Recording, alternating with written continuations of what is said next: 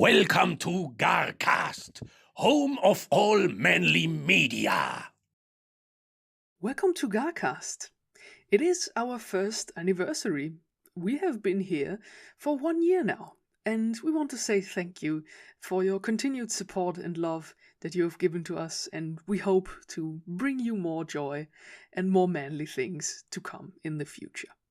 What you just heard was our new intro, and it is made out of 2 parts. And the first part, the lovely music, was given to us as a present by dear Michael, or better known as Cyanide Blizzard on the internet, and his composer friend Mizu, who composed this little intro for us. A very 80s lovely intro. And the voice you just heard was another intro given to us that I basically got. In the time where there was no GARcast, I was away for an internship at a film studio. And this actor, Mr. Gerhard Jilka, was there and said that he was a voice actor, and if I had something for him to read, then he would do it. And he was an extraordinarily lovely lad, and well, here is our intro spoken by him.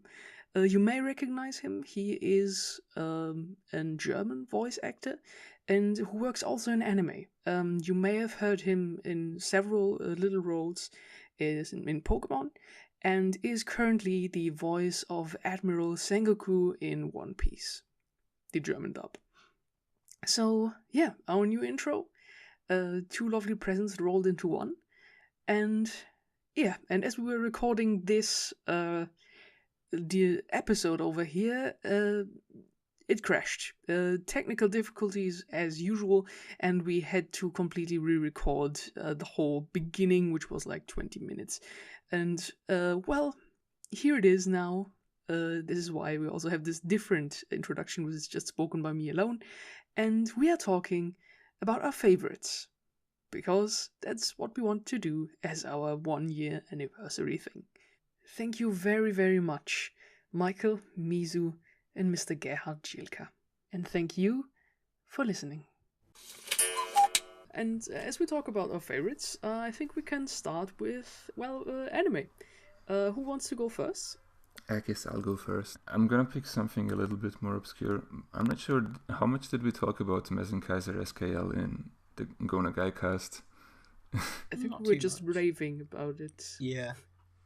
A lot of raving. Feel free to talk about it. I don't have a lot to add aside from raving. Mazinkaiser SKL is a Mazinger spin-off OVA. It's 3 episodes long. It's only an hour, and anyone who likes things that are really fucking stupid should watch it. It's pure action from beginning to end. It's essentially the most heavy metal thing to exist in anime. There's literal metal. Yeah, giant robots made of metal, but also metal music blasting in the background the entire time. And robots that bleed. Yeah. Everything here looks like like a music video from the 80s, like a metal music video, or a Judas Priest album cover. Oh yeah. I love that Judas Priest album cover that has a mecha with 2 bladed guns on it. Hey, listen, it's not too far off. Just look at the Painkiller album cover, and then imagine that as an anime, and you got Mazinkaiser SKL. I guess that's a pretty apt summary of why I would like it. I think some of the other members have seen it as well by now. I think everyone's seen it. Yeah. And I liked it very much too. Like exactly for the same reasons. Like it's metal as hell. There's even like a tiny connection. I don't know if I talked about that in the Go on the Guy podcast. But I was at Wacken, like the biggest metal festival in the world that is in Germany. Yeah. Just before that. And Loudness, the band that plays the OP as well as the soundtrack of that OVA, played there. And I saw them live, didn't know anything about Mazinkaiser SKL, and I thought, like, damn, those guys are cool. Because, like, Japanese 80s heavy metal is amazing. But they also sing in Japanese, which sounds even cooler. And then just just bought myself like a greatest hits album because it was there, and thought, yeah, this is cool. And then just a few months later, check out Mazinkaiser SKL and thought, wait a second, I know that voice, I know that music from somewhere. I thought, like, holy shit, those are the guys I just saw live like a few months ago. So yeah, they have been around since the 80s, still doing music today.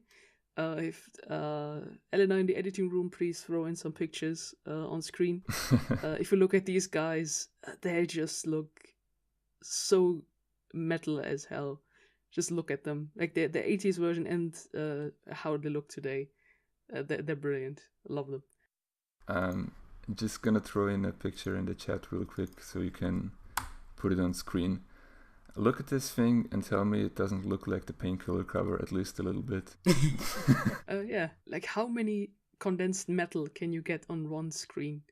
Like it's a robot skeleton horse with dragon wings, a mecha on top with a lance, and a big Wagnerian sky in the background.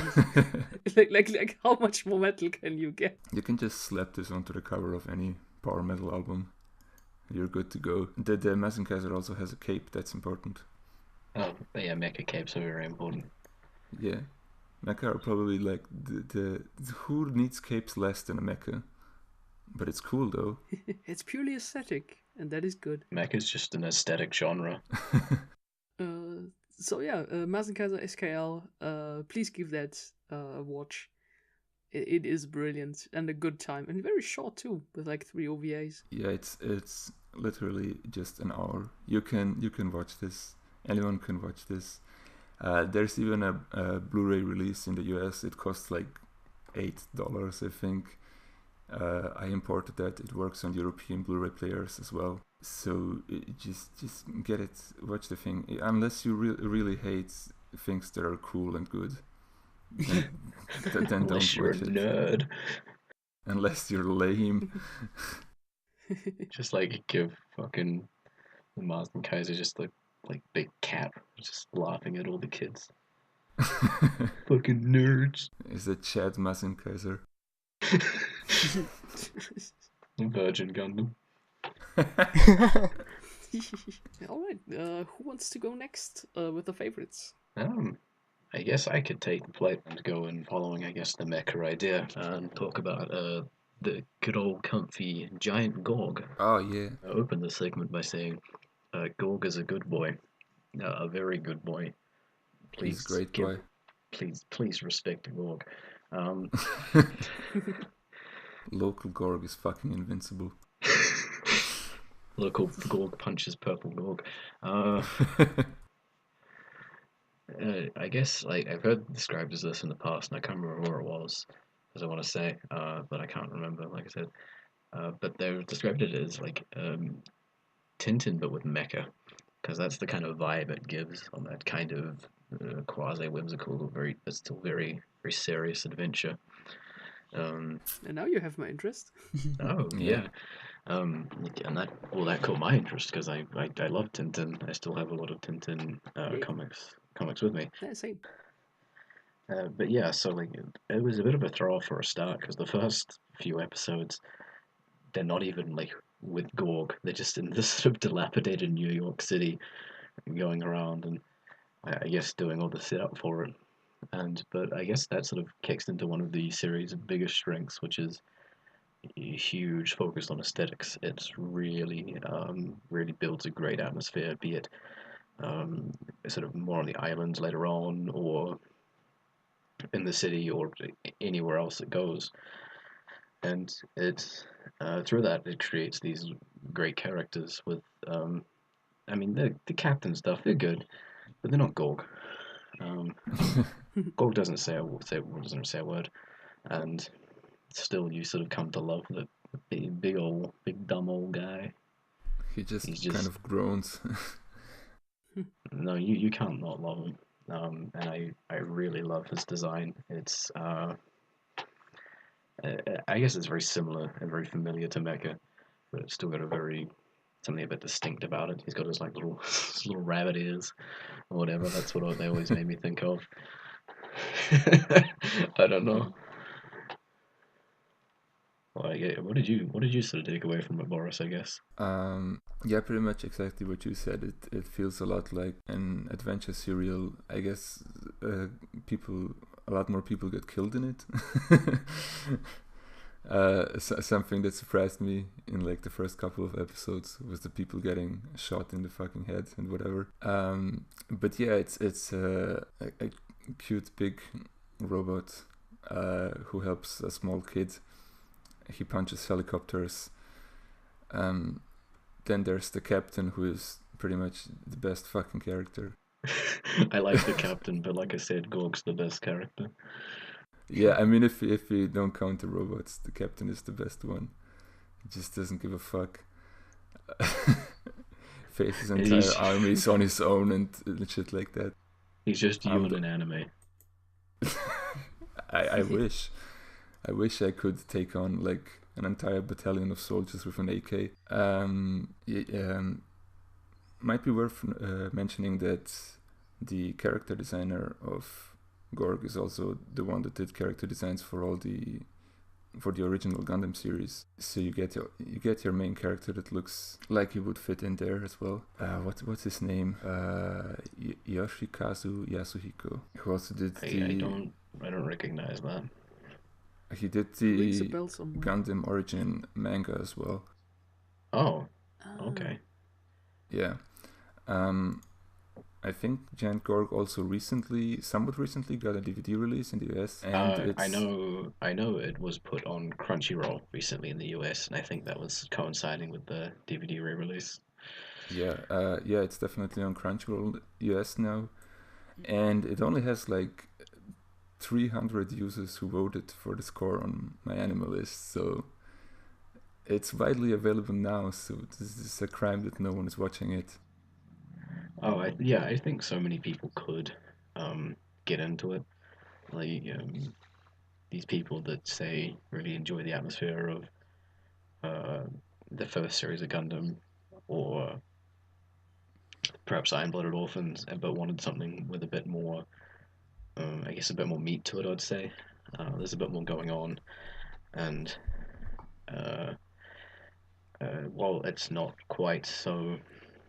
I guess you'd say the combat isn't quite as flashy as something like Iron-Blooded Orphans, which is obviously a very new show. Its entire show has a very, it's very well paced. I'd say it has a very, very good feel that way. The simplicity of Gorg's fighting style is really endearing. Gorg likes to punch things, and he likes to punch them real good. He just punches and kicks things, like that's it. There's no big flashy special moves. Like he will just pick a helicopter out of the air and punch it. But yeah, I think I mentioned it briefly in the past, and I thought I wanted to bring it up in this context because I knew I could get Elena piked, at least slightly through interest. You just had to mention Tintin. Yeah, and I know she really likes Tintin, which I guess is another thing we could talk about later on once we've passed through anime. Yeah, because I've written down Adventures of Tintin as the film I want to talk about. Oh, nice. There's exactly 2 people on Mal who have voted Giant Gorg, and 1 out of 10, and we need to track them down. Why did I give Giant Gorg on Mal? I think I gave it a 10 because I just to drag these people into the podcast. Question them. So what the fuck were you thinking? Giant Gorg. What did I rate it? Yeah, I rated 10 out of 10. Of course I did. It's my number two on Mal. I put on my list. I think with good reason. Your favorites are pretty interesting anyway. Way more interesting than mine. Have you seen my favorites? I didn't think they were that interesting. I'm looking at it right now. No. I don't know a lot of people that have Bartender in their favorites. Bartender's good. It is good, yeah. I could spend hours talking about Bartender, so that's why I chose not to do it. Also, you have Technolize, which is one that I don't have in my favorites, but I have rated a 10 out of 10. Oh, yeah. I guess Technolize is another thing that's on Crunchyroll now. It was recently put on. For anyone that needs to watch legally. It's a very dialogue light. Its actions and atmosphere and music hang and really sort of tell the story for it.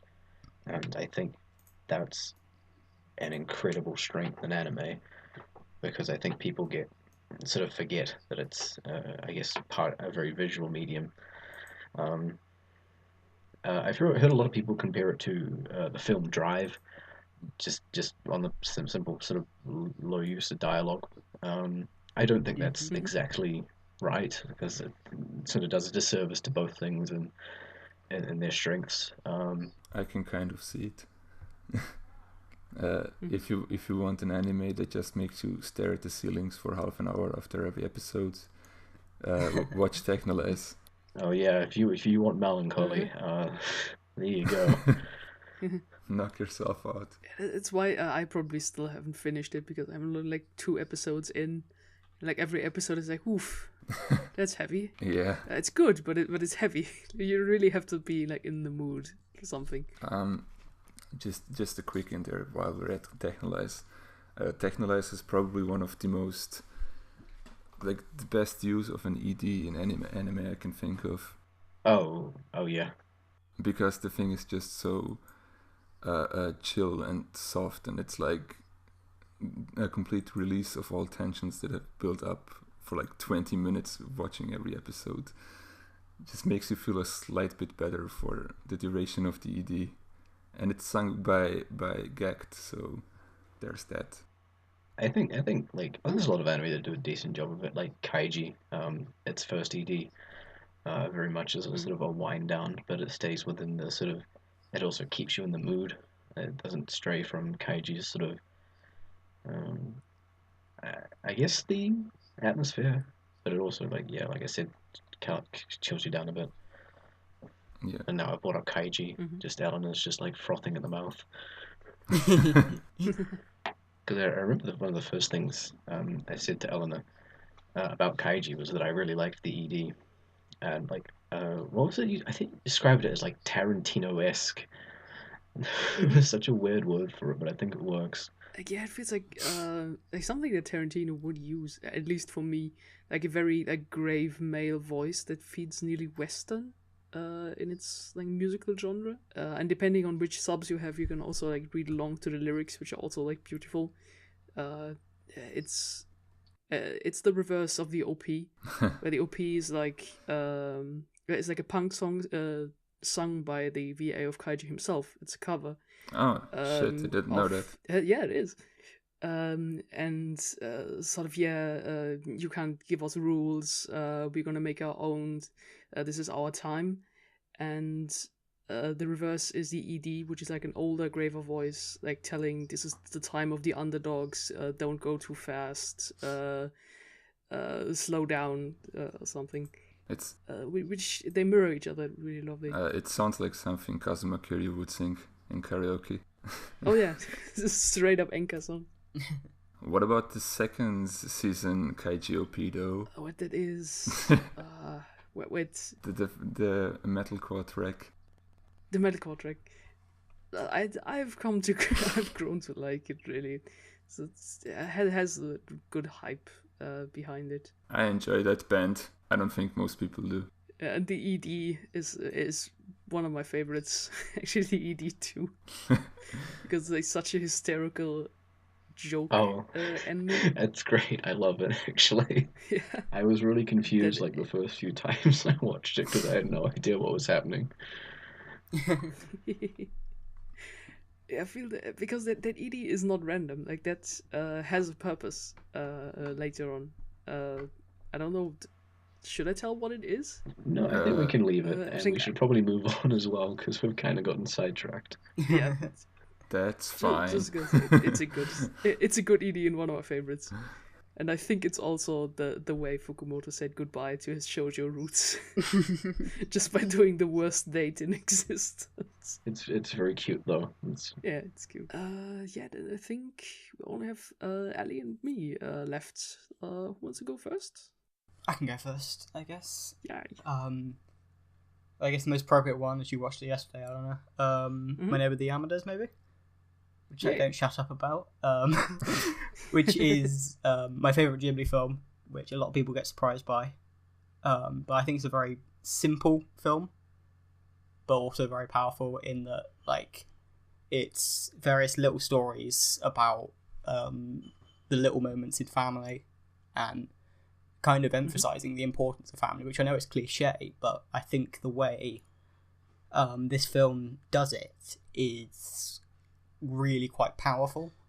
I mean, it's got some really nice, more extravagant scenes. Like the ending scene is really quite outlandish, but there are more moments just when the family are just sat around the table talking, and you see the little dynamics between the generations. It's almost like a Nozu film where you see these generational gaps in how characters interact.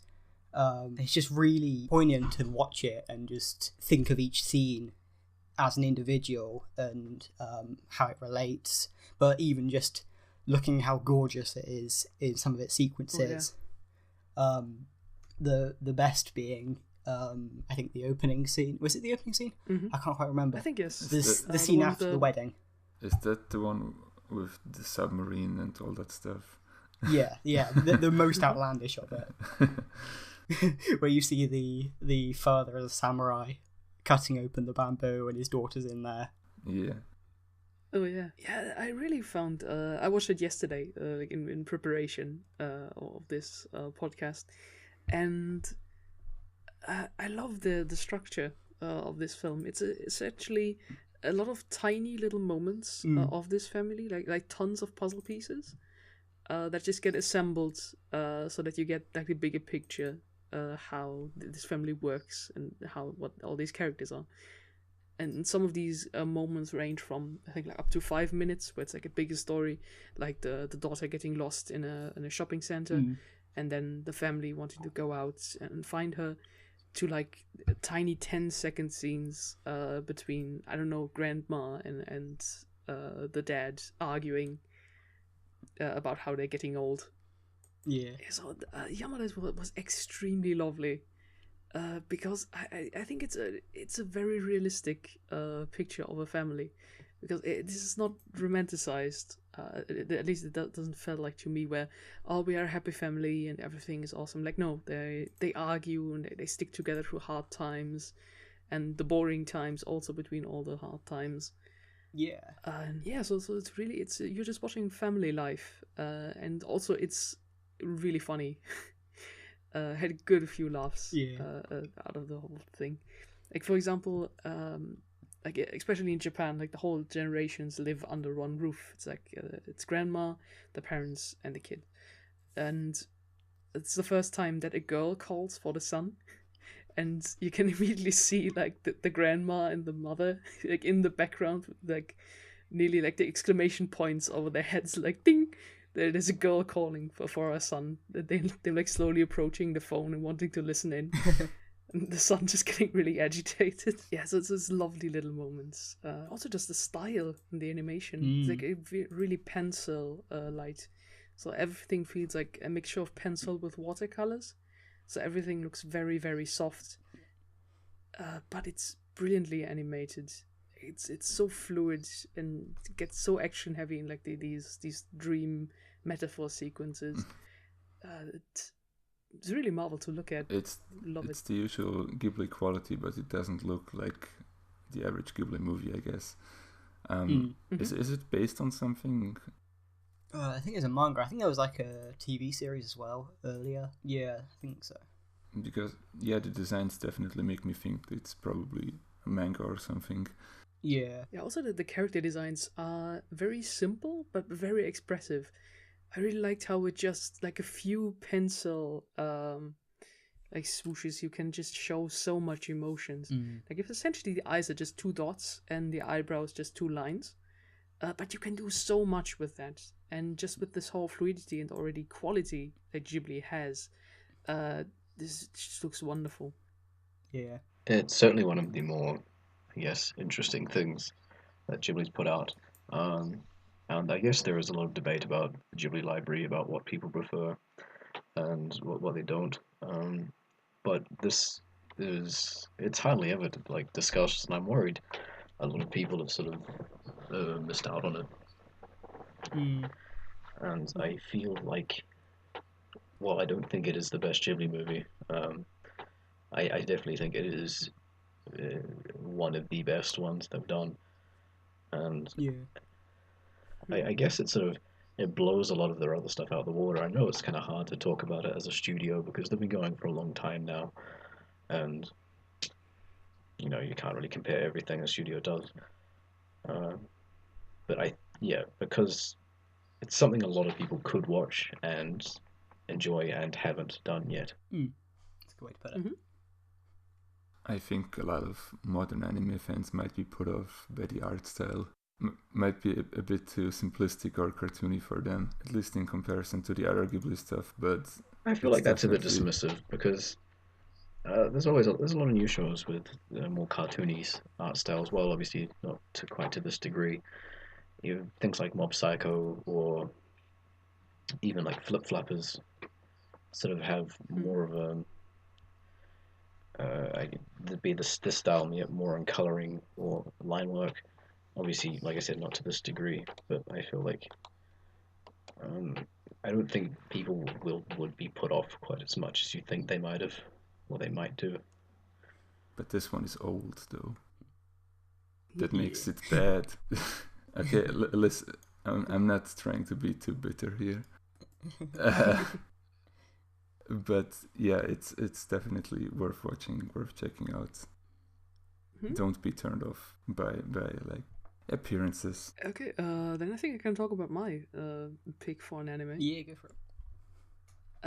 I wanted to. I made in reverse early watch Saint Young Men, but I want to talk about that more in the manga round when we do that.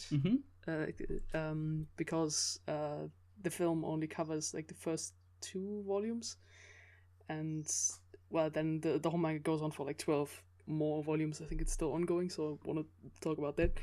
I initially picked Symphogear for this, but then I just realized, wait, there's something that I really like a bit more, or a lot more, and that is Nichijou. The forgotten Kyoani anime. Oh, yeah, because no. I think it's the same with the Yamadas. But when I say like favorite Ghibli films, like it's rarely mentioned. When I say favorite Kyoani shows, like Nichijou isn't often the one that gets picked. And I just wanted to throw Nichijou there for being one of my favorite comedies of all time, for being extremely surreal. It's based on a manga and just animated by Kyoani. And wow, this is a really, really good show. Because essentially you have tons of plot lines that seem random at first. But then it just grows together in just one big ass world that is so lovely and so detailed in everything. So basically, it just everything just feels right to me. You have like a little professor who is like a 4-year-old girl, but she's super smart and has built her own robot who takes care for her. Who is like a very shy girl who would love to go to school, but she can't because she has like a huge, how's it called, like a turnkey at her back. So she is a robot. Oh wait, the girl is a robot. Yeah. Okay. With all kinds of features built in that she doesn't like because she just wants to be a normal girl. For example, I don't know, she stubs her toe and she's like, "Ow, it hurts. Why did you program pain into me?" and it's like, "Oh, don't worry, I can take the pain away," and just goes and takes off the toe. And it's like, "Why did you take off my toe?" Well, it's a USB key. You can use that. It's like, "No, put it back. I want to be normal." So yeah, Professor, Robot, and a talking cat, little black cat, live together in one house. That is like one of the main plot lines. And the other plot lines are the 3 girls who go to school. Just are amazing, like it's in their own just little world and comedy they build, like absolutely hysterical.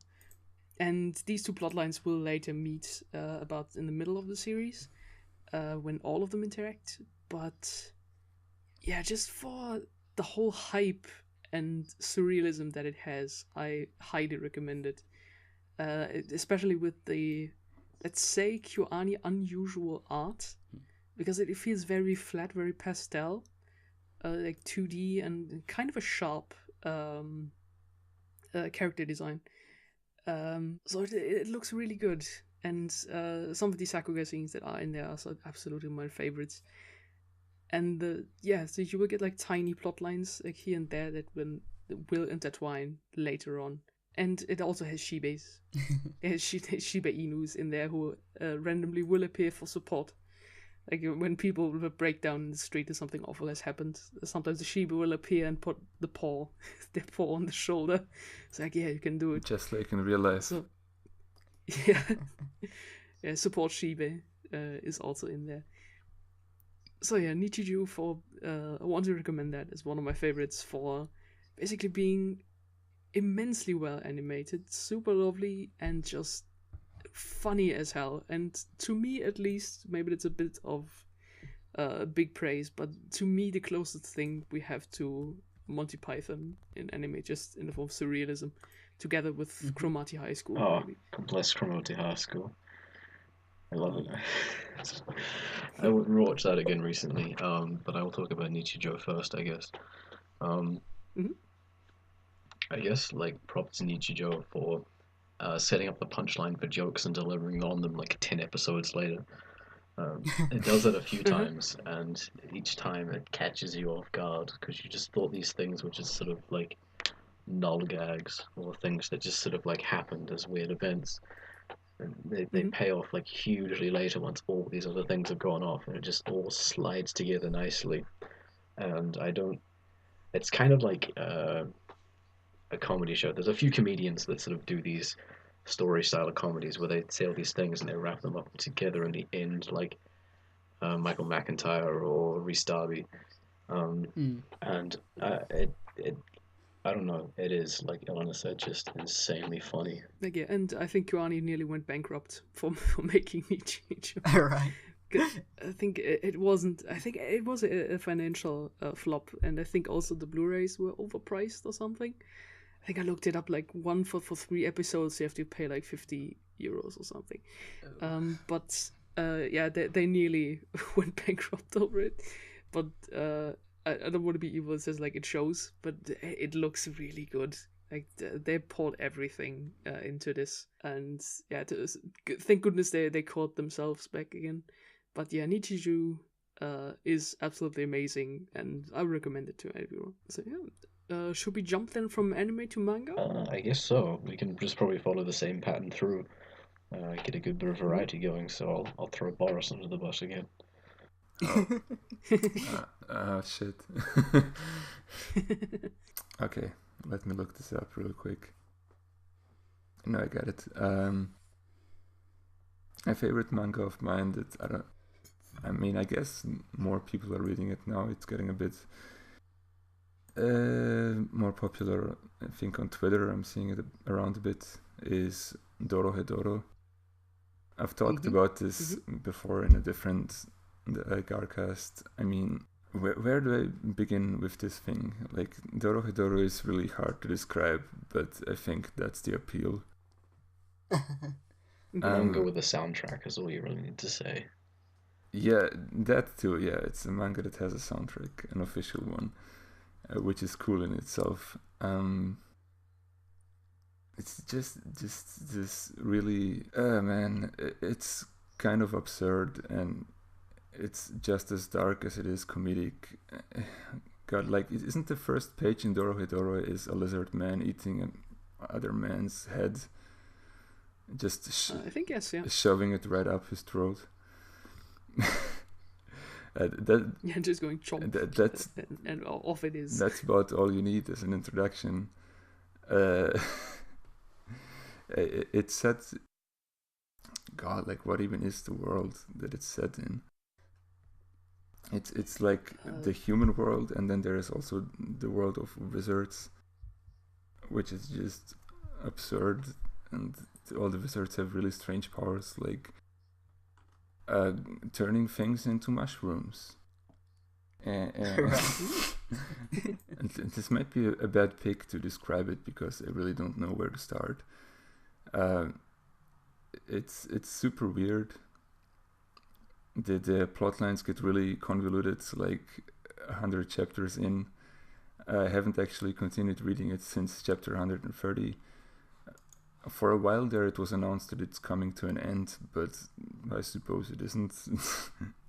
At least I haven't heard about it in a while. I'm gonna try to catch up to it eventually, but I'm gonna have to reread like at least 50 chapters just to get a hang of what the fuck was even happening anymore. Wasn't it moving magazines? Did I hear that? Oh yeah, that's also the thing that happened recently. I think it moved to a shonen magazine, which is really weird. Oh. Alright.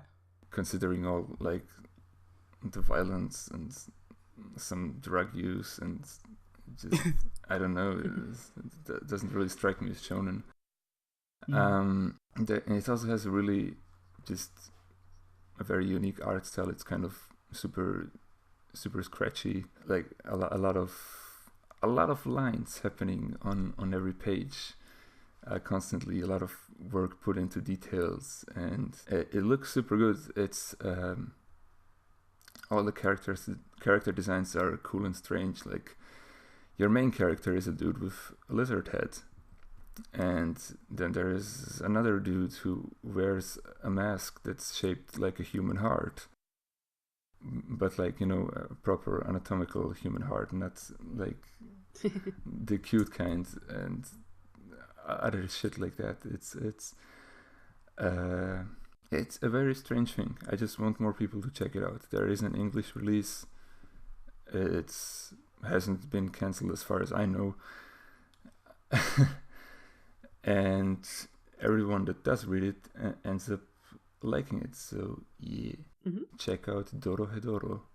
Also, that name is really satisfying to pronounce. Dorohedoro. It just rolls off your tongue. Yeah. It's good. Dorohedoro. I don't know if any of you have read it. I have not, but you've talked about it extensively in the past, and Yeah. it seems like something I could get behind. I mean, it's a real shame I can't really sell it super well other than telling people to go and read it. Like, that's a bit of a problem, I guess. It's not very convincing.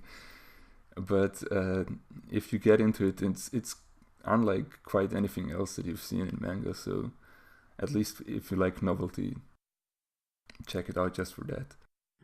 Yeah, I also want to check it out. I think in preparation on the manga rounds, I think I read the first 2-3 chapters.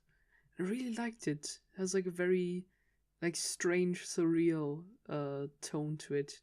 I think I get, as you said, it's like a great mix of comedy and gruesome imagery. But also like a really great world that it lives in, with like monsters and demons or wizards in it. It looks really cool. Also, this is one that's never ever gonna get an anime, so don't wait for that. Just read the manga. I don't even think that the art style would be possible to properly translate into an anime. I know some people are like that. They might want to wait for one, but it's not gonna happen. It's a bit of a shame, but whatever. Not everything needs to be an anime, I guess. But that's a different discussion entirely. Yeah, I think that's a bit of a fallacy a few people fall into. But like you said, that's a discussion into itself. I guess I can slide into my one. Voynich Hotel, I guess. It's... I guess the first thing to talk about is the author, Seaman Dowman, who's an interesting character in themselves, and that they have a very distinct art style to go with them. And you can actually check out their art style quite easily, because they have a Twitter, and they post fan art of other shows and manga that they do on there, like in their style, and every time it looks fucking amazing. But Voynich Hotel is this sort of weird mishmash of things that you wouldn't think would work together, like cannibal, like Amazoness witches from Russia, and Yakuza subplots with ghosts. It's, I guess, essentially it's a romance story, is what I'm trying to say.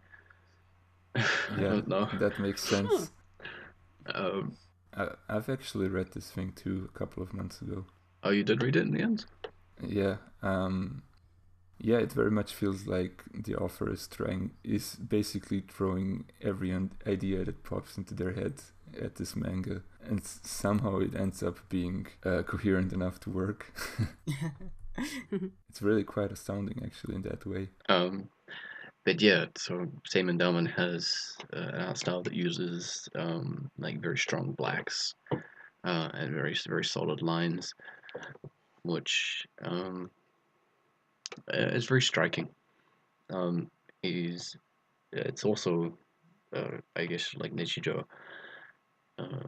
very very funny. The jokes don't a lot of the jokes didn't hit me first time, but second time around they did.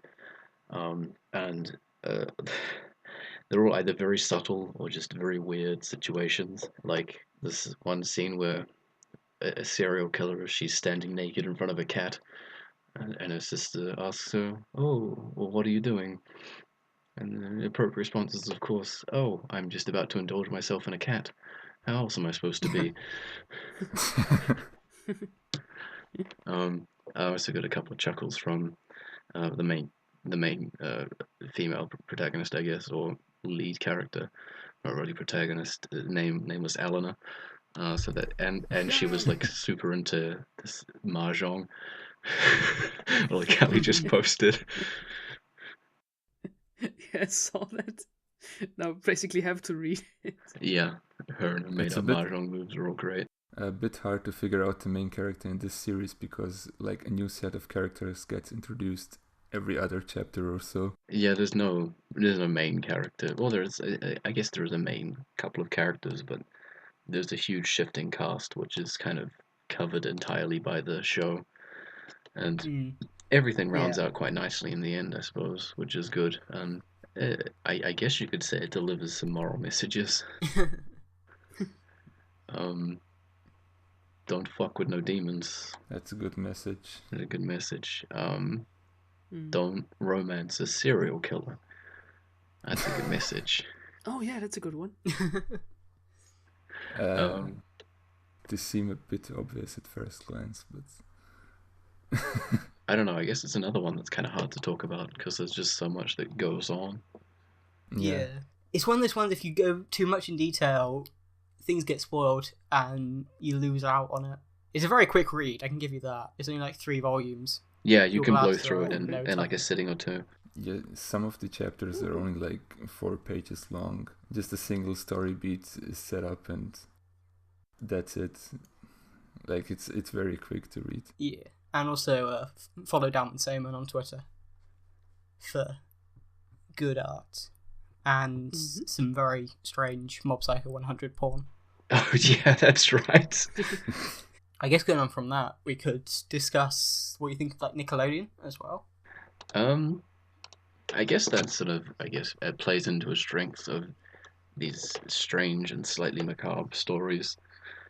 I don't think they work quite as well as Voynich because that's obviously one big sort of solid thing. Yeah, I agree. But I wouldn't say anything the author's done is bad. No. Even the weird Mob Psycho porn was good, I guess. Does it involve Reagan? Sadly, no. Ah, shit. Well, then it wouldn't be weird. Then it'd be normal. I mean, there's no human alive that finds Reagan unattractive. That's absolutely true. I remember I had that picture on my desktop for the longest time, and I think I've lost it. And it was just this collaboration of like Reagan pics, with like quotes from like the final episode on the anime board on 4chan, and like one of the lines was like, "It's not gay to love Reagan because he's perfection." Your sexuality is irrelevant as long as Reagan exists. To go back to Nickelodeon, I think I read 1 or 2 chapters. Then most likely I got distracted again by something. But I really liked them for like being short stories that don't play out the way you think they would. Or I think, again, into very surrealism. I think the one that most people would see, or because it's also the first one, is the tiger one. Where like a girl is sadly it goes into a zoo that has like closed, and I think, oh no, what do I do now? And suddenly there's a tiger who can speak. and so they just talk together, thinking, "Oh, cool! This could have been completely different, but hey." Okay, so Ali, do you want to go with your manga pick? Yeah, or... I guess I can. Yeah. I guess go for one that I don't think a lot of people, that's ongoing, I don't think a lot of people talk about, which is Bride Story by Morikaru, who, again, I don't think many people read much by her. She's done some kind of Victorian themed manga in the past, Emma and Shirley, specifically. Oh, Emma is by her.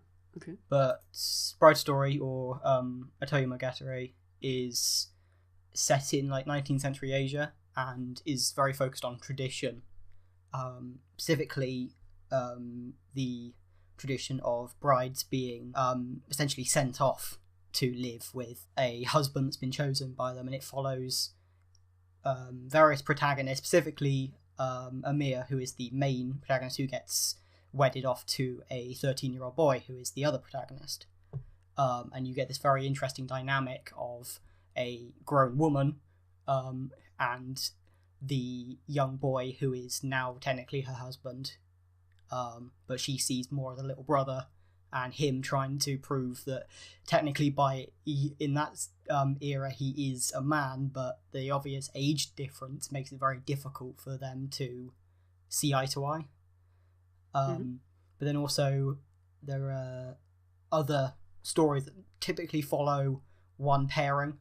So there's one of a pair of twins who get wedded off to another pair of twins, and it's them kind of going from being stuck together, the twins, to having to live apart and no longer be these identical twins whose gimmick is that they talk at the same time and are pretty much exactly the same, and realise that there's stuff about each other that is different, that can make them feel more as individuals rather than, like I said, this gimmicky pair. And they're also really very lively and rambunctious, and their wedding is probably my favourite part of the story, because they just can't deal with this tradition of sitting still for about 36 hours in this room full of hundreds of relatives and friends while they eat food. It's really very pretty. And you get all these different things. It goes in little areas you wouldn't think, because Mori goes on hiatus every now and then to do research, so she's very indebted to do as much as she can to make it as accurate as she can. And I think it shows, because there's each of the arcs, I think there's about 6 arcs maybe so far. There's about 61 chapters. And all of them are very different. They follow very different subsets of the cultures and different situations. It deals with kind of like a queer relationship through the form of the sisterhood, where this one woman is starting to feel quite lonely with her husband. So she makes friends with this one woman who they essentially become lovers, but in this culture they form a separate bond that isn't marriage, it's sisterhood. Yeah. So it's really interesting, but I don't think it would appeal to a lot of people. I guess if you like history, that's something to check out, but I can't think of anything outright other than the work she's done already that I'd compare it to. Maybe, obviously it doesn't have the war element, although there is definitely a very brutal realisation of what the culture is like there with war. There's a very strong presence of the Russians, and you're made very clear that they're not very friendly. Maybe Vinland Saga, if you're into that kind of history, with very nice art, very expressive art in the backgrounds, and these long voyages. But yeah, no, I definitely recommend it. It's very pretty, and I think it's probably one of the best currently in publication at the moment. Right, I've seen quite a lot of screenshots and pages you have posted, and it just looks mind-blowingly good. Yeah.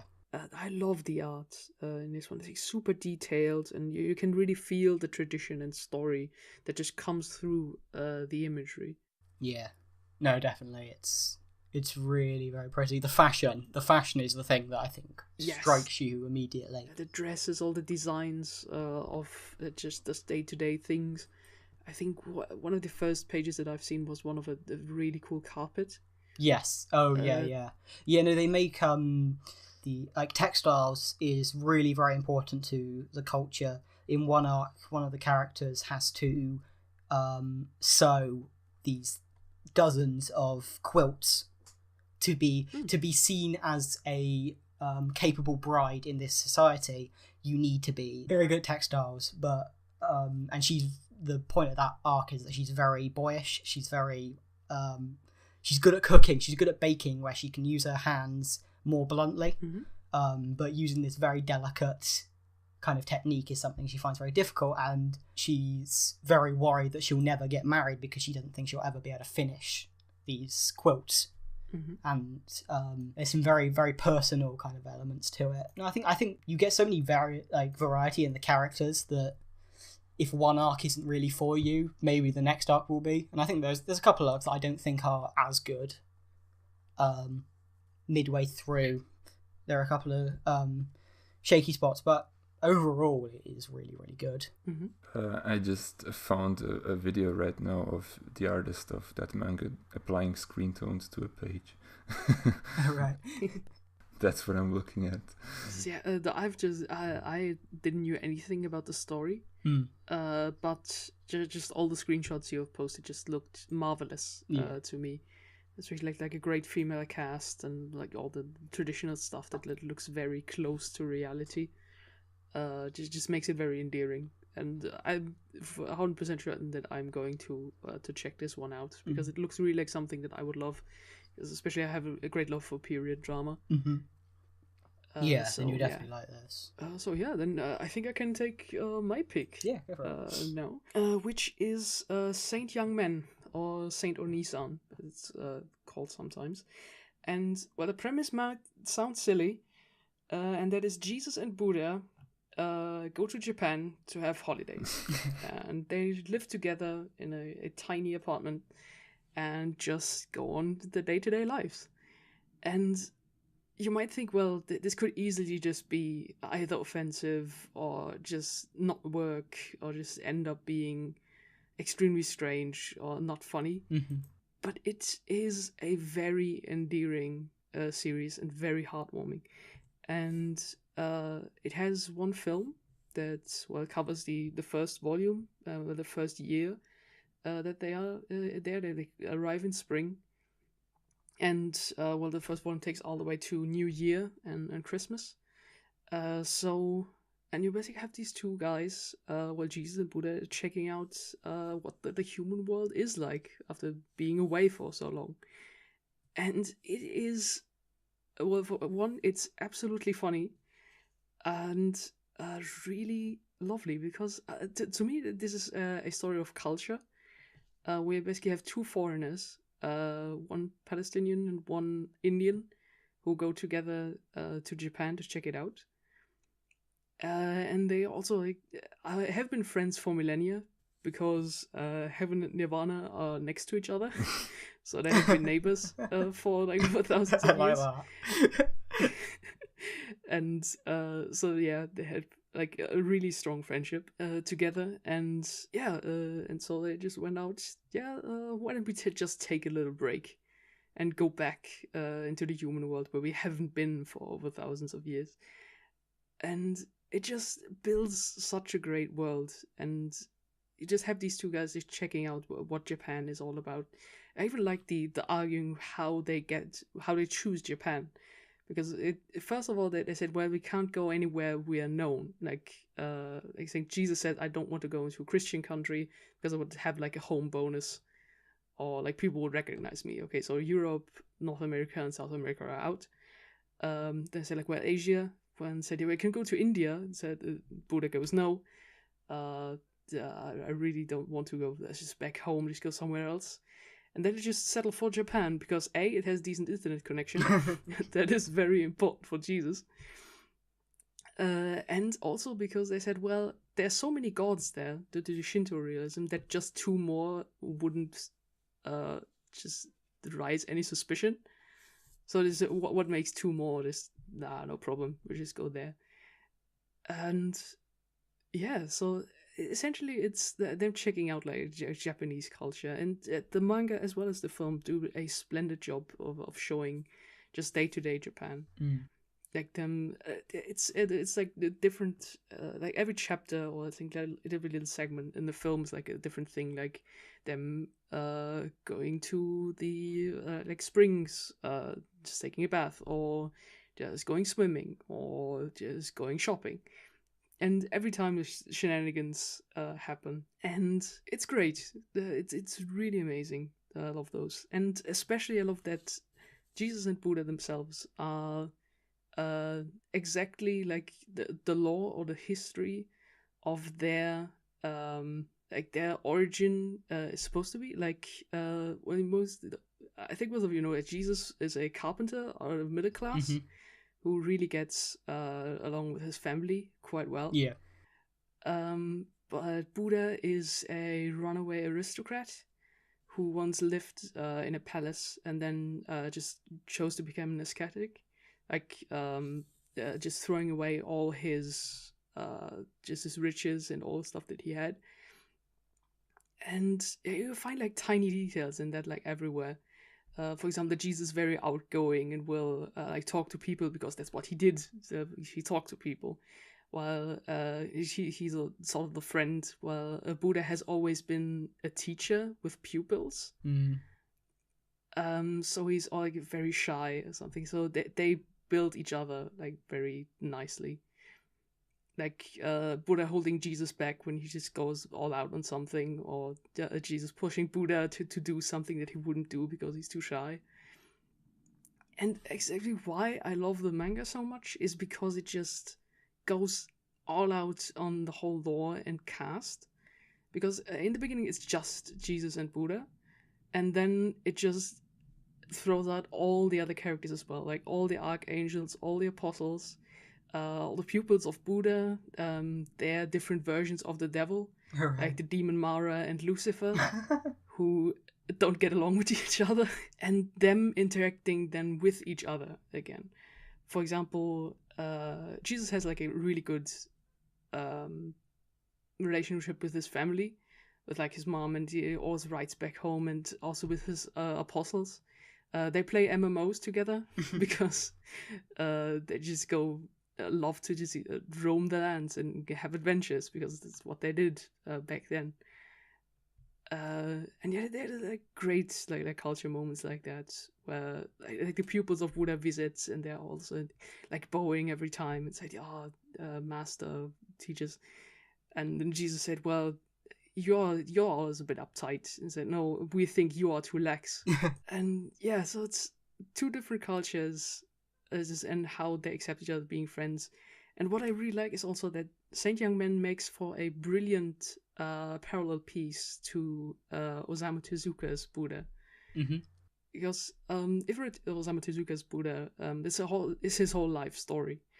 And also in Saint Young Man, Buddha reads Tezuka's manga and thinks it's brilliant because he really loves it. For example, there are one of the big points in Osamu Tezuka's Buddha is when Buddha leaves his home, like he runs away from the palace and sheds his aristocrat status. He was already a father, like his son was just born. And there's of course this very dramatic scene, which of course happened in Buddhism, is where of course his wife just runs out with the baby in her arm and says, "You can't leave. Your son is important. He's gonna grow up without a father." And he turns back and says, "Well, then name him Rahula." And Rahula means obstacle, because he's like the obstacle that would hold him back. And well, in the end, he still runs away. And well, the Buddha's son's name is now Rahula. And of course, as Saint Yamin plays like all the way into the future, like thousands of years later, you get this really difficult relationship between Buddha and his son, because he said, my son's gone, we're not getting along, like stuff. And Jesus asked, "Well, you named your son Obstacle. What did you expect? What did you expect?" And so yeah, Jesus then trying, because he thinks like, yeah, he's a family man. I've been a bachelor for all my life. Like, he has to get back with his son, and then tries to do like father-son bonding with them, which completely backfires. But yeah, I love that these two really huge religious laws just interact with each other, and then you get a gigantic cast of people that are just very, very fun. We have mixed it together with the Japanese setting that these two are exploring. It's amazing. So if you want to check it out, I recommend the film, and then you can jump in to the manga, which is still ongoing, I think, and is by the same mangaka as Arakawa Under the Bridge. Oh, right, is it? Did not know that. Yeah. I will definitely check it out. And I think she also won a few awards for Saint Young Men. I think one big one in France, I think. Is there a physical release of it? A German one, surely. This is how I initially found it, because I just saw the cover and went, I am gonna like this. I don't know about an English one. Probably not, then. But I can throw a picture on the screen of just my collection. I just love the covers. They're all just really lovely, like watercolor, like heartwarming stuff. After that, I don't know if there's anything I can say about Saint Young Men. I think Elena kind of ticked off anything there was to say, which is, I guess, good. Elena doesn't get passionate about things for no good reason, so that should really speak yards towards the quality of it. Yeah, the thing I can also say about the manga is this is not like hugely immensely elaborate art or something, but this is very much like a character-driven, both comedy and a bit of drama manga, but it has immensely great moments. And as I said, the cast slowly builds, and the more people you get, just the more fun it gets. Oh yeah, and just as I said, the lore is great. What I really like is that the series has no malice or any like bad intent. It's not mocking what's going on, which I also really like. And like, for example, like the lore that Lucifer is a fallen angel, so of course he looks like angel-like in the series itself. But what I didn't knew was that Lucifer is the brother of Michael, the archangel. So Michael is the only angel in heaven that listens to heavy metal. Because that's influence of the Big Brother. So you will find like tons of tiny things like that you think like, yeah, that actually makes sense, and it's great. So that was my long ramble about that. Do we want to continue with films? Yeah, can do. Okay, do you want to start then, Tom, to get you back up again? Okay, yeah. Hang on, let me think. Housu. Gonna steal Ellie's thunder. Don't worry. No, Ellie's got tons of films to talk about. Yeah. It's an allegory for nukes. I guess I'm not picking the easiest things to talk about here, but it's essentially a 1970s or 1980s, 80s surrealist Japanese horror based around 5 girls who each sort of embody an archetype, making a trip out to visit one of the girls' aunts in the countryside. And it's just an hour of a very strong, very strange imagery, but as a movie it's very well crafted. It's perfectly directed, from the music to like referencing shots from earlier in the movie and planning things and foreshadowing and like everything like that. I don't know how to sell someone on this, but if anyone wants to watch it on Halloween, I'm more than down. Yeah, I'm trying to think of something to compare it to, because the director Obayashi, he was a what is the word? He like directed commercials, so he has this very quick style, which you see very, very clearly. And I've seen a few of his like old commercials, and you definitely get the taste of this. So it's essentially, imagine those very, very bizarre Japanese commercials, give them like a horror twist, and then stretch it out to feature length. And you've got really what Housu is. But yeah, no, it's very hard to sell someone on it. But then, like, I guess if you like Japanese horror in general, if you like something like Ring or The Grudge, maybe, just you're not gonna go far wrong with it. I wouldn't say it's necessarily scary in that way. It's unsettling. Unsettling, yeah. You're not going to get jump scares. I don't think it's something like, I don't know. It's not like maybe a lot of Western horror at the time that is very oriented around, like, say, maybe like a John Carpenter. That it's kind of a similar tone, but you're more likely to be scared of that, whereas this, you're more likely to be very unsettled, very unnerved. And I think many might say the style is quite dated because it comes off as quite silly, but then I'd also say something like Suspiria is also very silly, and I think this aged a lot better than Suspiria has, if I'm quite honest. Those famous last 10 minutes of Suspiria aren't all that scary. But yeah, no, I definitely recommend it. I recommend it as a comedy. Like, it's so bizarre, it's so crazy in everything it does, and you'll feel really, really strange after watching it. So yeah, I definitely recommend that. That sounds good. I like it.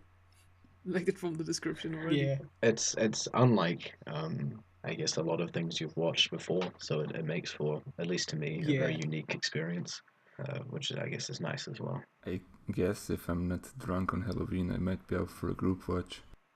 Or I might do both, and maybe it enhances the experience.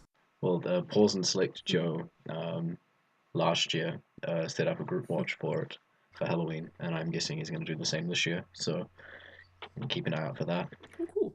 Oh yeah, this is a public announcement to the Criterion Collection. Can you please release Housu over in the UK, maybe? Because that cover is the best thing ever, and I want it. But I'd rather be able to actually watch it if I'm paying the money. You might be better off just buying a region 3 Blu-ray player. Yeah, true. Those are expensive. Yeah. Oh no, I'd buy the shit out of it though. Like, yeah. I can't really state how much I like House. I didn't think I would like it as much as I do now, but like. Oh no, same. It's really good. Definitely recommend.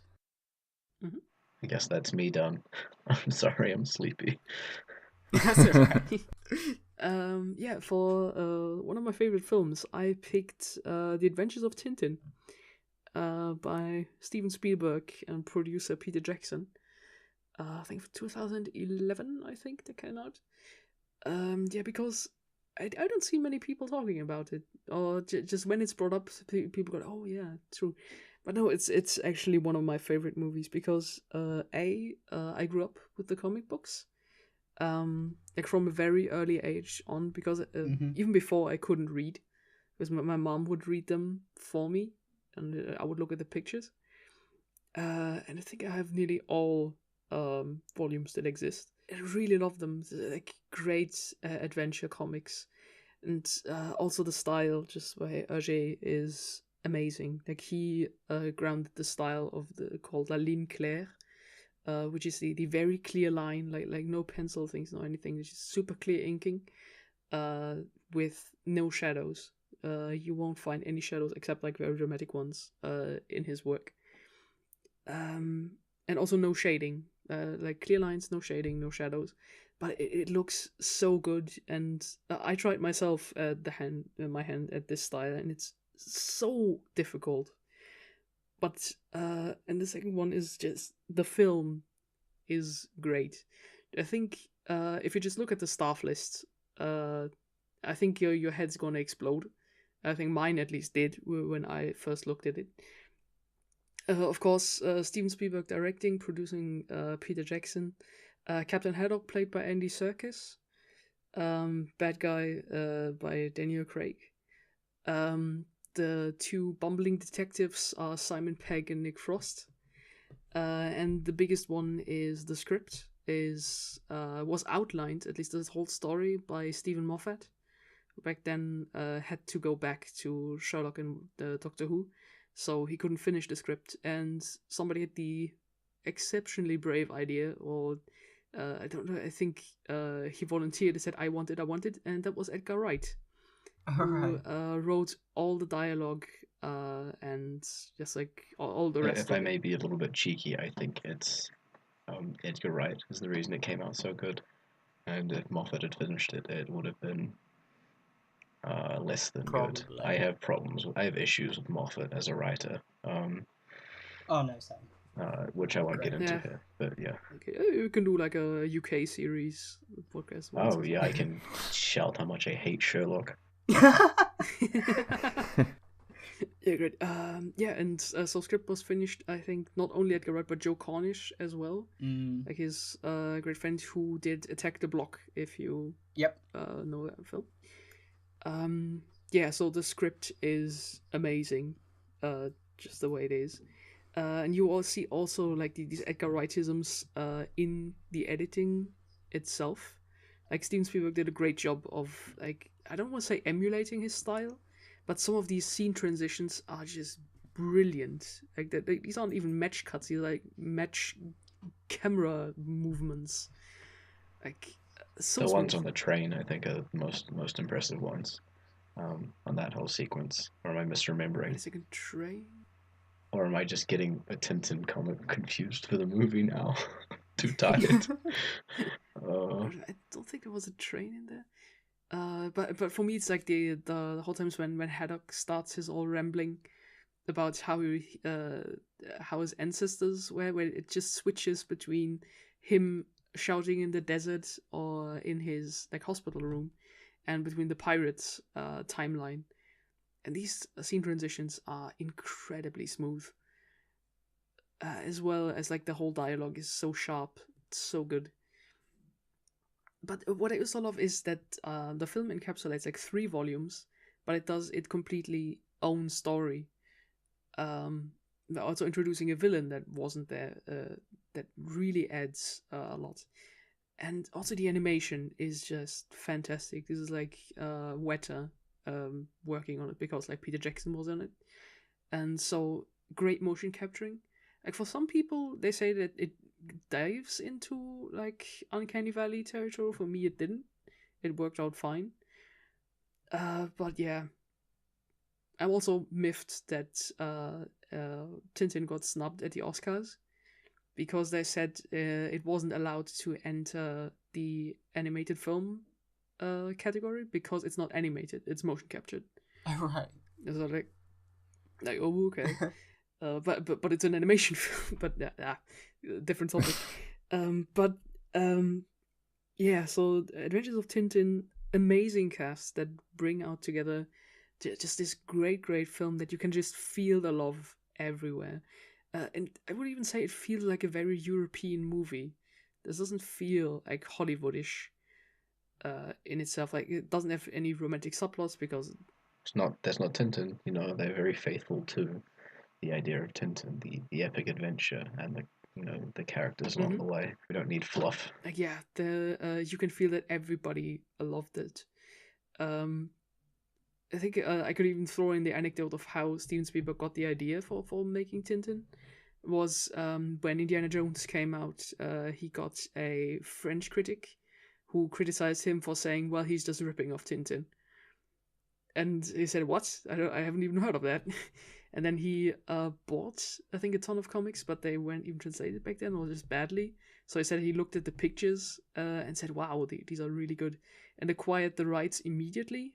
I think even still when Hergé was alive. And apparently they talked, and Hergé said to Steven Spielberg, "Oh yeah, I think you will be perfect for making Tintin." But then he sat on the rights for I think like 20 or even more years, because the technique wasn't good enough for making like an animation or even motion capture. He had an idea.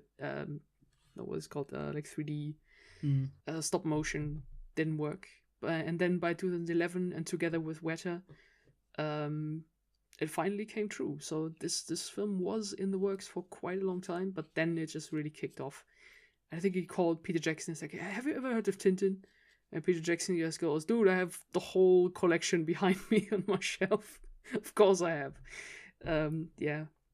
It seemed like this great test footage of Peter Jackson playing Haddock, where they try out all these special effects and on Snowy and stuff, and it's great, like seeing him in a Haddock costume. So basically, a whole bunch of nerds, very talented nerds, got together and made a great film. And the sequel will be out, I think, soon. Trademark. It covers like the first, when obviously the novel, I can't remember the name of it now, where Tintin himself first meets Haddock, doesn't it? Yeah, it's like the crab with the golden claws, Treasure of Rackham. Yeah, Red Rackham's Unicorn. treasure or whatever. Yeah. The Secret of the Unicorn. There we go. Secret of the Unicorn, yeah. Correct. So yeah, and all this love and cast just amplifies the source material, just adds so much cool stuff and just remixes it slightly. So, and there's so many like Easter eggs, like especially in the whole opening sequence. You will find, I think, nearly a sequence to every volume, as well as like other like really tiny things that hint at other different like adventures. So it's full of Easter eggs, and yeah. So please give the Adventures of Tintin a watch. One of my favorites. I love it absolutely, and just has this childlike joy of adventure, and probably one of my favorites. Just one shots where you have the camera from all the way to the top of the mountain in a huge chase scene all the way down in just one continuous shot, and that is great. I just flicked open the Tintin book, and I picked up the very first one, The Land of the Soviets, and I just flicked open to a page, and it's Tintin looking very happy on this little makeshift car he's got. I'll post a picture of it when I can. Oh yeah, and Haddock, of course, has and will always be one of my favorite characters in fiction. Which I also find very good that they didn't censor his alcohol abuse in the film. I thought that maybe they would throw it out for just being child-friendly, but no, and it's actually addressed in the film, and quite well. Mm-hmm. So it really has all these darker elements too, which is great. There you go. It's sideways though, which is a little bit sad. Oh yeah, super early. Yeah, Tintin. the very first one. They have a big hardcover of it. Nice. I guess So, next is Boris or Ellie, or I've lost track. I'm sorry. I can go. I suppose my pick is A Blessing in Disguise for you, Tom, because it's once again one that I can't talk about too much. It's a favorite movie of mine, but I haven't rewatched it in 2 or 3 years, so I chose to go with 13 Assassins, which is my favorite Takashi Miike movie. I think we mentioned him briefly yesterday or the day before yesterday. Mm-hmm. 13 Assassins is a remake of like an older Japanese movie. I haven't gotten around to watching the original, and not to shit on it prematurely, but I can't imagine it being much better. It's essentially about a group of rogue samurai who come together to take down an evil, corrupt lord, because the guy basically just abuses his power to torture and kill peasants for no fucking reason. They essentially plan to assassinate him on his travels. There's only, as the name states, 13 of the assassins, but the Lord travels with a giant army. The movie is, I think, like 2.5 hours long, and I suppose some people might find the structure of it a bit boring, because I think first 90 minutes of it or so are just them is just set up, them planning out how to even attempt to do this impossible suicide mission. And eventually, like, it gets to a point where the action scene starts, and I think the final 40 minutes of the movie is literally just this one massive fight, and it's an absolute incredible thing to behold. It's hyper violent, as you might expect from Takashi Miike doing a movie that ends in like a giant battle. There's a lot of really, really incredible cinematography, some pretty inventive shots towards the end there. It looks just super good. It's super satisfying to watch the final action scene. Like, I think the only flaw I can think of is that there's one scene where they have CGI cows and it looks pretty dodgy, but that's only like 10 seconds of the entire runtime. So it sounds a bit like the Seven Samurai, I guess, in concept at least. Yeah, it's I think like the original is probably from the same period as that. But yeah, I mean it's I think Seven Samurai was also like a bit similar that way in the structure, where a lot of it is just set up, and then the finale is a big long action scene.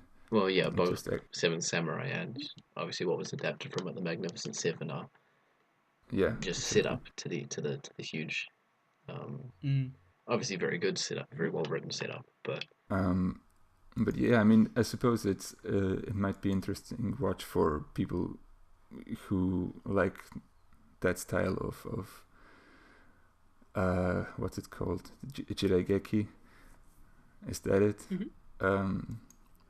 It's obvious that Takashi Miike has a lot of love for those kind of movies, and he just made an excellent entry into the genre of his own in the modern age. The movie is from 2010. Yeah, and also as a side note, basically me loving this movie is also the reason why I'm kind of optimistic about Miike doing the Blade of the Immortal movie, because it could be very similar in a lot of ways, I suppose, with some supernatural elements, I suppose. But yeah, this is definitely one of my lesser known favorites. I don't really know anyone that's even seen it, let alone likes it as much as I do.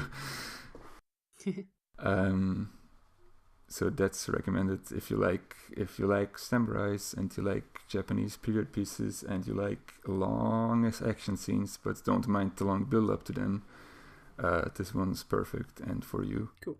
Nice. Sounds good. I think I heard about the film back then, but I think it was one of the cases where I only heard about it, but my local cinema didn't bring it out. It was the same with Scott Pilgrim vs. the World. I saw the trailers and thought, like, this is going to be great. And then my local cinema went, well, no, that's not running here. But thank you.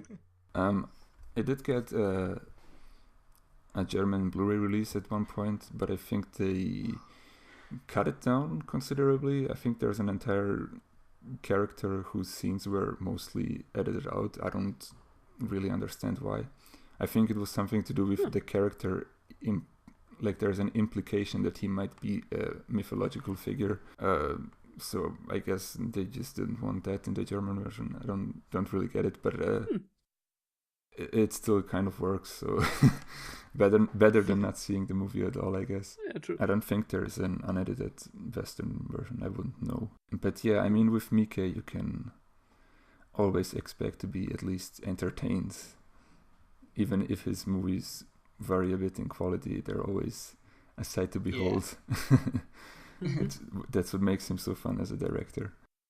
And this one is the most fairly high quality one of his I've seen. Because I really like his like Miike's work, especially in his video game adaptations. Like two of his some of my favorites in that is his Ace Attorney movie and the Yakuza film that I just watched fresh yesterday. Very recently. Very recently. And wow, these just nail the style of their respective games so well, and just have this perfect blend of serious and silly, that I think only he can pull off so well. I think, yeah. Like for example, in Ace Attorney, they show the evidence with like big holograms that they can smash into each other's faces. It's like, great, this is how you do, like how do you do displays on a 3DS screen in real life? Just have holograms that you can just throw the other person to the face. It's great. Yeah, I think Mickey always kind of does this, where anything he adapts, he will approach with respect and not try to make it more serious than it needs to be, so it's can fit into the highbrow medium of film. Like for example, the heat mechanic in Yakuza is implemented in the film as well. Yeah. It's never explained, the same way it's not explained in the films. Like, if you just beat people up really good, you glow blue, and then you beat people up more good. Yeah. And that's the same in the film. It's not something you would expect to end up in the film. Yeah, but it's in there, and then you think, oh yeah, that's cool that it's in there. And then it makes all the way more fun. So yeah, if you have people raving about like, video game film adaptations, like films are always so bad, Ace Attorney and Yakuza, or Like a Dragon, as it's called in original Japanese, these two are great. And I hope he also pulls it off to make the first good anime movie adaptation with either JoJo or Blade of the Immortal. Oh, yeah, true. I believe in Mike. You can do it, Mike. So yeah, that was mine. I think I don't got really much more to add. 13 Assassins is the movie. Check it out. Oh, the one I picked, it's going to be really hard to sell people on, but it's also my favourite film, so I guess I should give it a try. I've been getting more into Iranian cinema. Oh, it was this close-up? Which is, Yeah. Which is a lot of the big kind of directorial stars in that movement, specifically Iranian New Wave, are quite unconventional, specifically Abbas Kiarostami, who in 1990 created Close Up, which is a kind of hybrid of fiction and documentary. The story is this one guy is arrested for fraud because he pretended to be a film director to get his way into this family's household. Solely because, and the whole story is about why he did it, and it's essentially he's a very lonely, very lost man, whose life is film. What all he wants in life is just to be this recognized filmmaker, but there's no way he can make this dream come true. So he pretends to be this director, this famous director, works his way into the family find out, and they press charges for fraud. And the the film is a recreation with the real actual people who were in the case. So it's not a biopic or like a recreation, but like the characters in it, the main character is the guy who committed fraud or was arrested for fraud. So it's quite an interesting film in that it's a recreation, but you still get this very raw, very personal story out of it, and it hits really quite close to home in places. And it's like I said, it's very hard to sell people on. So it's one of those ones that I think might be quite difficult to get into. But I definitely recommend it. Like it's got a DVD release, it's got a Criterion release, so it's quite easy to find and pick up. I think it's even on like iTunes if you wanted to watch it there. But yeah, I definitely recommend it. There's lots of very long, slow takes just in the courtroom where the main character is explaining himself and making his case, but also some very beautiful scenes before and after that are more kind of within the style of something you might find a bit more easily accessible, maybe. There's some very beautiful shots at the beginning and end, which are worth it if the film itself isn't really for you. And it sounds interesting. Like, I really like these like documentary things that have like a core of truth, if you could say. Also, I haven't haven't been in touch with Iranian film before. There's a lot of them actually, like a decently surprising Yeah. amount. Yeah. Like I've only seen a few because I think Ali mentioned it a while back. I went and watched Close Up and a couple of other ones. I don't remember the names of right now. I guess it might be. I guess I said this earlier because it's foreign, it's different. It might just sort of be catching me out a bit, but it's definitely some things to check out. There's an interesting one that came out a couple of years ago called Taxi, which is a similar kind of. It's more documentary, but it's just the director of the film going around in a taxi, picking people up and driving them around, and you see Iran in various different angles and meet some very odd characters. One of whom is his daughter. One is this guy who sells pirate DVDs. So it's an interesting one. If it's probably a bit more accessible because it's a modern film, and it's more of a documentary. So yeah, like the Iranian New Wave movement is a really interesting one to look into. Kiarostami is only one of the players in there, but he is one of the most prominent. But I think you have to be aware going into them that they're probably going to be quite slow, going to be quite, maybe quite hard to pay attention to, because he likes to keep you thinking when you're going through. Not in that kind of Evangelion type with all the imagery. It's just really a very raw personal stories that he tells, and that's just his thing. And you'll probably either like it or not, and that's totally okay. But I definitely recommend at least trying Close Up. It's the first one I watched, and look at me now. Yeah, cool. So we're hitting close to 2 hours are we really? soon. Oh wow! Like 1 hour 47 I am at. Do we still want to do music? It's probably a good place to stop now, I reckon. Do we want to release Tom from his suffering? Yeah. We can always do a follow-up another time. So We could always come back and finish recording it another day. If you want to learn about our music tastes, you could follow us on Twitter.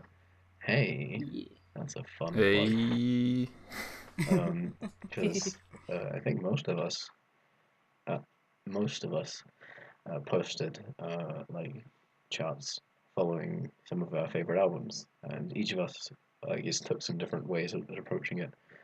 But yeah, I feel like we're interesting people with music.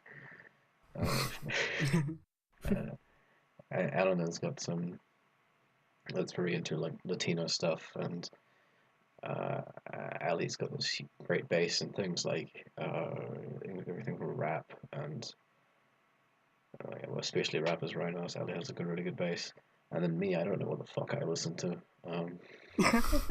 Someone else can say what I listen to. Oh, you like your Chinese jazz albums? Hell yeah, jazz punk. And you have Nat King Cole and Miles Davis in your favorites. That is A-OK in my book. I think I already talked about my music taste in this podcast when I mentioned Mazinkaiser SK also. Boris played guitar. I like the guitar. I like the metal. Also, we all like Danny Brown, I suppose. Yeah.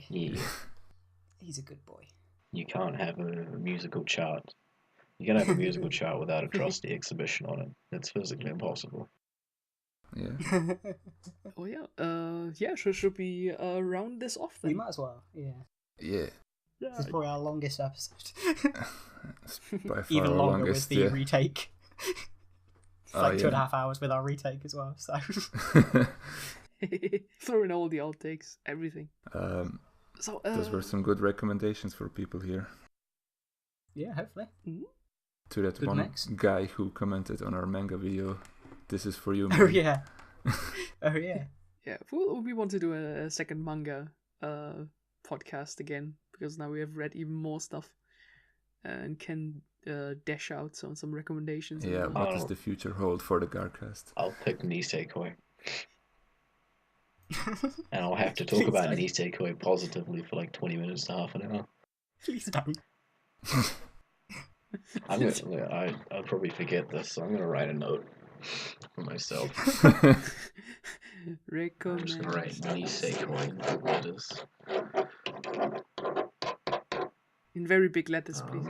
As big as I can on my stained piece of refill pad. Nice.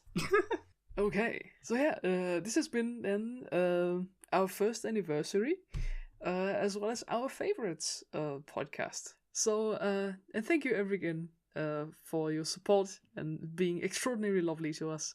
Join the Discord. Don't forget about it. Oh yeah. Like and subscribe. That fidget spinner giveaway is still going on. That's all you, buddy. It's all me. If you really think you've won, message me on Discord with your private information and I'll mail you a fidget spinner. Send me your credit card number and I will send you a fidget spinner. Yeah, cute little me. You can trust me. I'm the youngest, cutest member of the GARcast. You ain't the youngest though. I am the youngest. Are you? Yeah, By I'm 2 2 days. days younger than Ellie. Oh yeah, true. Holy shit. Oh my. The little babies. Looking like a member of a pop punk boy band. So yeah. So then, see everybody around. Bye. Bye. Take care.